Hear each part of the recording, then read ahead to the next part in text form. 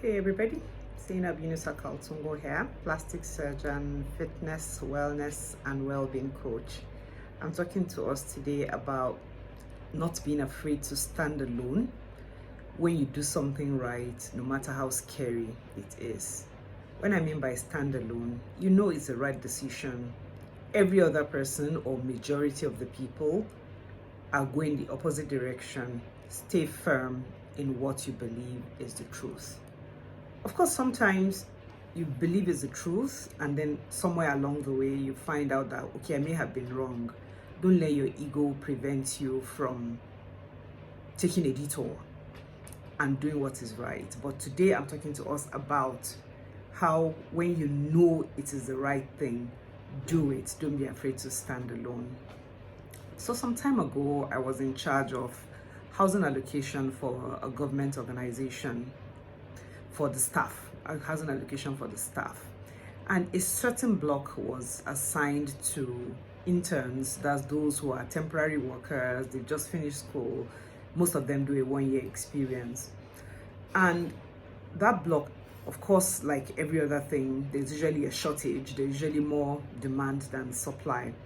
And at the time I assumed that position of housing allocation, I found out that there were like 2 people who were seniors. They were not meant to be there, but because they couldn't get accommodation within what is right for their cadre, somehow they got allocated to that area, to that place.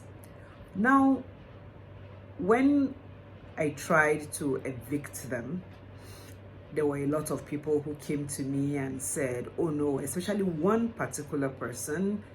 They said he was one of our own and that I shouldn't evict him because he was given the accommodation, because he was providing like religious services. And I said, I'm sorry, the rule is that nobody above the cadre of an intern should stay in that particular block.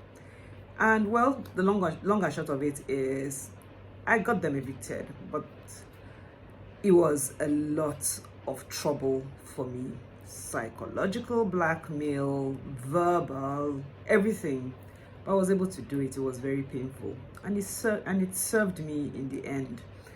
So fast forward about 3 years after this, and then there was another member of staff who had retired and didn't want to leave the government allocated quarters. Even after the statutory 3 months had expired, he was even there for about 6 months or so. And when I insisted that he had to leave, he was whispering to somebody that, oh, it's because he's from a different religious background. That's why I insisted. Incidentally, the person he whispered to was somebody who was very much aware of what went on with the other person who was supposedly on my side, who was supposedly of the same creed.